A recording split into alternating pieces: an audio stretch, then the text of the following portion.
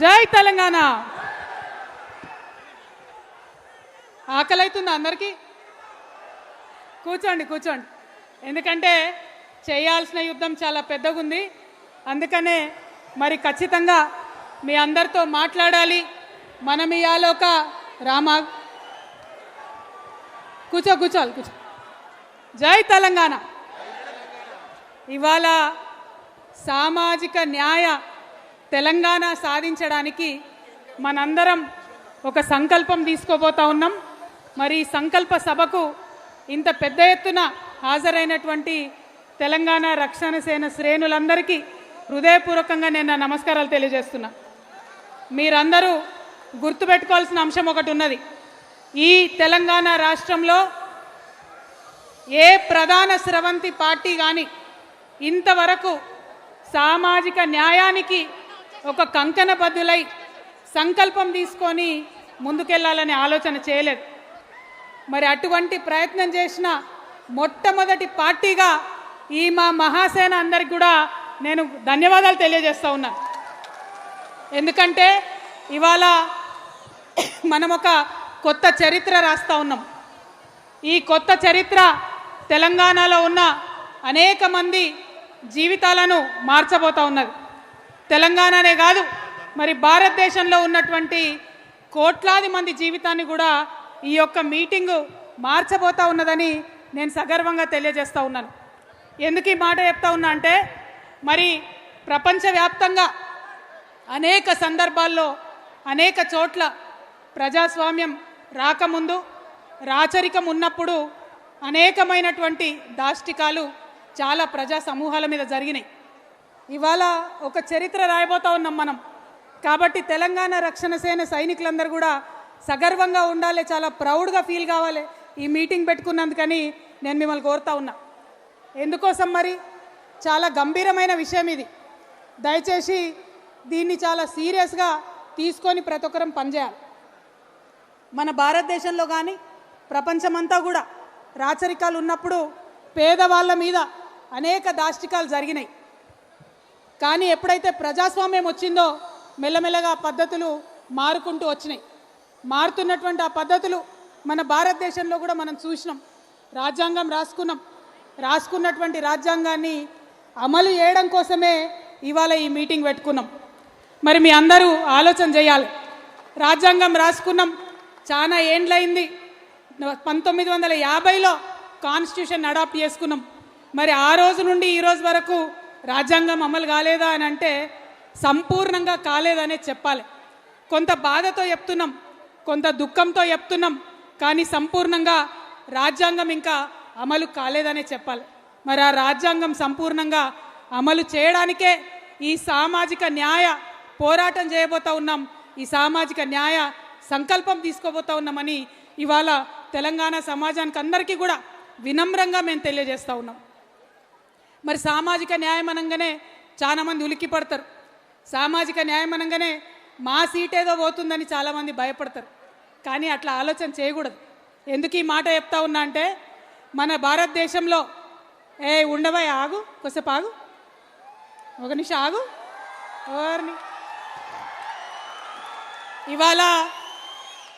ఇవాళ మన భారతదేశంలో గౌతమ బుద్ధుడు రాజు ఉండే, తర్వాత యువరాజు ఉండే, తర్వాత రాజయ్యేది ఉండే.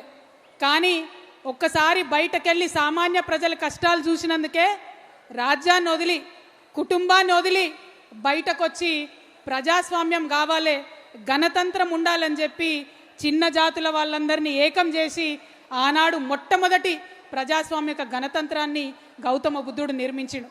మరి అటువంటి నేలలో పుట్టిన వాళ్ళం మనం, అటువంటి నేలకు వారసులం మనం ఎంత పెద్ద హృదయంతో ఆలోచించుకోవాలి. ఒకసారి మనందరం ఆలోచన చేసుకోవాలి. టీఆర్ఎస్ పార్టీ కొత్తగా పెట్టిన రాజకీయ పార్టీ. మనకు కొత్తగా ఒక సాలు తీసేటటువంటి అవకాశం ఆ భగవంతుడు ఇచ్చిండు. తెలంగాణలో ఇన్ని రోజులు ఏదైతే జరగలేదో అది చేసేటటువంటి అవకాశం ఆ భగవంతుడు మనకిచ్చిండు. ఆనాడు గౌతమ బుద్ధుడిని ఆదర్శంగా తీసుకొని ఆ తర్వాత సాహు మహారాజ్ మొట్టమొదటిసారి భారతదేశంలో అణగారిన వర్గాలకు రాచరికపు వ్యవస్థలో కూడా రిజర్వేషన్లు ఇచ్చినటువంటి గొప్ప మనిషి. ఆయన వారసులం మనం. మరి మనం ఎంత గొప్పగా ఆలోచించాలి. మనం ఎంత గొప్పగా మన సమాజాన్ని తీర్చిదిద్దుకోవాలి. ఆ సాహు మహారాజ్ నుంచి మరి పూలే గారు, ఆ తర్వాత అంబేద్కర్ గారు, ఆ తర్వాత ఒకరెనుక ఒకరు ఒక దీపం ఇంకొక దీపాన్ని వెలిగించినట్టు ఆనాడు బుద్ధుడు వెలిగించిన జ్యోతి ఒకరి నుంచి ఒకరికి వెలుగుతూ వచ్చి ఇవాళ సమాజంలో ఈ ప్రజాస్వామ్యాన్ని సాధించుకునేటటువంటి పరిస్థితి మనకు వచ్చింది. మరి ఇటువంటి సందర్భంలో తెలంగాణ రాష్ట్రంలో ఒక రాజకీయ శక్తిగా వచ్చిన మనం ఆలోచన చేసుకోవాలి. భారతదేశ చరిత్ర అది, మరి తెలంగాణ చరిత్ర ఏం జరిగింది తెలంగాణలో? తెలంగాణ వీరులు పౌరుషవంతమైనటువంటి మనుషులం కాబట్టి ఆనాడు జమీందారీ వ్యవస్థ వస్తే, ఆర్థిక అణచివేత వస్తే దున్నేవాడిదే భూమి అనే నినాదంతో భూస్వాములందరినీ కూడా గడీల నుంచి తరిమి కొట్టినాం. జరిగిందేంది? దాని పర్యవసానంగా ఆర్థికంగా ఉన్నటువంటి అసమానతలు తొలగించే ఒక అడుగు పడ్డది. కానీ సామాజికంగా, సాంఘికంగా రావాల్సిన విప్లవాలు, కులాలపై జరగాల్సినటువంటి పోరాటాలు, కుల వివక్ష మీద జరగాల్సిన పోరాటాలు జరగాల్సిన స్థాయిలో జరగలేదు. ఆ విషయం మనందరం ఒప్పుకోవాలి. అందుకే ఇవాళ తెలంగాణలో ఇంకా కూడా కుల వివక్ష కొనసాగుతుంది, ఇంకా కూడా సామాజిక అన్యాయం జరుగుతుంది. సామాజిక అన్యాయం తెలంగాణలో జరుగుతుంది కాబట్టే ఇవాళ సామాజిక న్యాయం తెలంగాణలో రావాలని దానికి సంకల్పం తీసుకోవడానికే ఇవాళ ఇంత పెద్ద సంఖ్యలో మనందరం కూడా ఇక్కడికి రావడం జరిగింది. మరి నేను ఒక అగ్రవర్ణాల్లో పుట్టిన బిడ్డని. ఈ మీటింగ్ కాగానే చాలా మంది పల్లికి ఇచ్చుకుంటూ అడుగుతారు, ఈమెకేం సంబంధం సామాజిక న్యాయంతోనని. వారికి చెప్తున్నా, చెవులు తెలుసుకొని వినాలి. నేను ఒక అగ్రవర్ణాల్లో పుట్టిన బిడ్డని, గర్వంగా చెప్తా ఉన్నా. ఎందుకంటే నా పుట్టుక నా చేతిలో లేదు. ఎవరి పుట్టుక మీద వాళ్ళ గర్వం ఉండాల్సిందే. కానీ కానీ కానీ ఎట్లా జీవించాలో, ఎట్లా పనిచేయాలో, ఎవరి కోసం పనిచేయాలో, ఏ విధానంతో పనిచేయాలో అది నా చేతిలో ఉంది. అది నా చేతిలోనే ఉంది. అందుకే ఇవాళ తెలంగాణలో ఉన్న అన్ని అణగారిన వర్గాలతోని, అణచివేయబడ్డ కులాలతోని, ఇప్పటికీ కనీసం ఒక వార్డు మెంబర్ కానటువంటి కులాలతోని, గ్రామ పంచాయతీ ముఖం తెలవని కులాలతోని, అసెంబ్లీ ఎట్లుంటుందో అర్థం కానటువంటి కులాలతోని, వారితోని కలిసి పనిచేసి, వారితోని భుజం తట్టి ఉద్యమం చేసి వారికి సాధికారత తెచ్చేంత వరకు కూడా నా జీవితం అంకితం చేస్తున్నానని ఈ సందర్భంగా నేను తెలియజేస్తున్నా.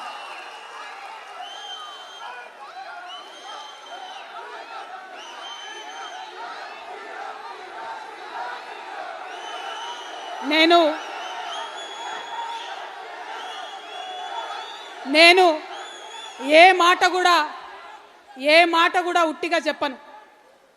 నా ఆత్మ ఒప్పుకొంది, నా మనసు ఒప్పుకొంది, నేను ఏ పని కూడా చేయను. దానివల్ల ఎంత పెద్ద లాభం వచ్చినా నేను ఆ పని చేయను. అట్లా చేసేది ఉంటే నేను ఎక్కడుండేదాన్నో మీకు తెలుసు.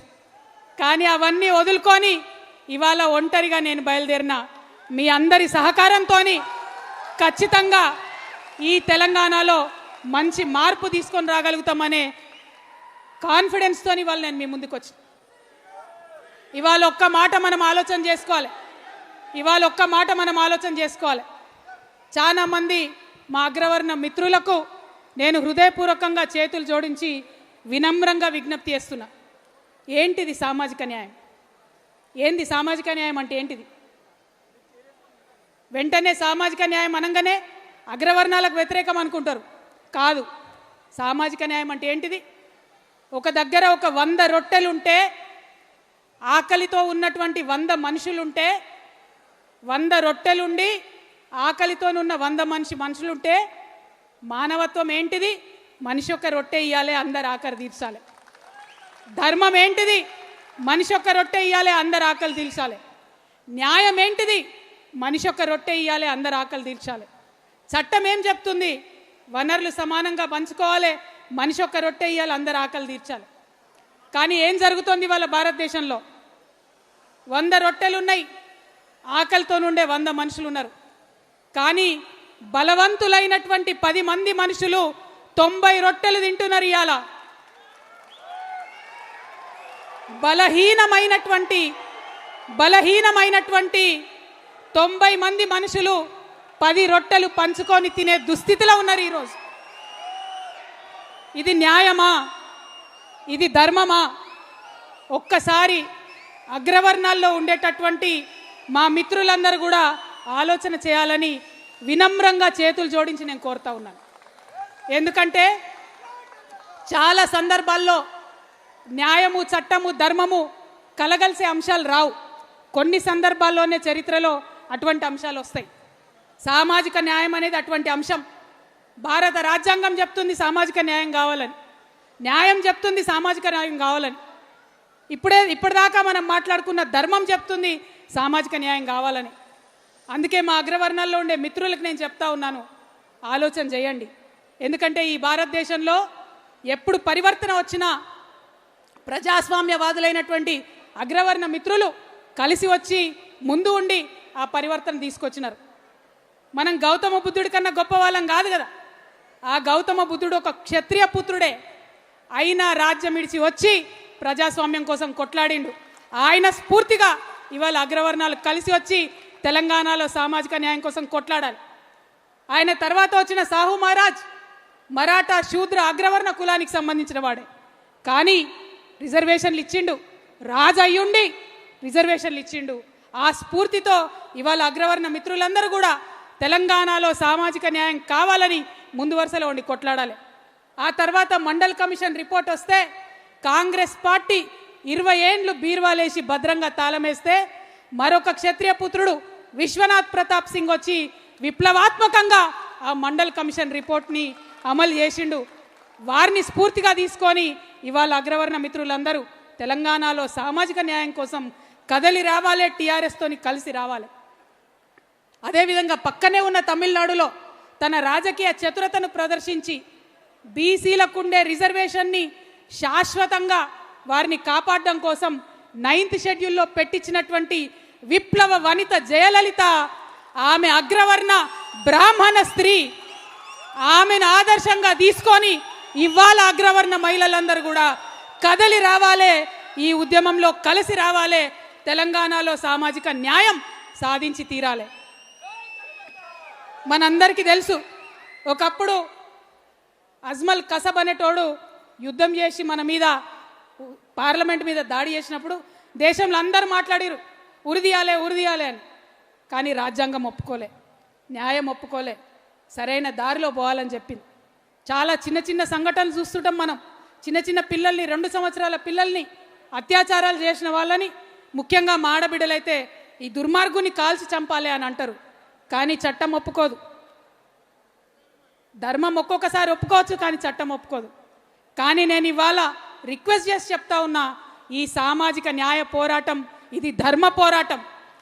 ఇక్కడ న్యాయము, చట్టము, ధర్మము అన్నీ కూడా అణగారిన వర్గాల వైపు ఉన్నాయి. ఈ ధర్మ పోరాటంలో కలిసి రావాలని మా మిత్రులందరూ కూడా కోరుతా ఉన్నా. చాలామంది అగ్రవర్ణాలు, ఎంతోమంది బీసీ బిడ్డలు, ఎంతోమంది ఎస్సీ బిడ్డలు విదేశాలకు పోతా ఉన్నాం.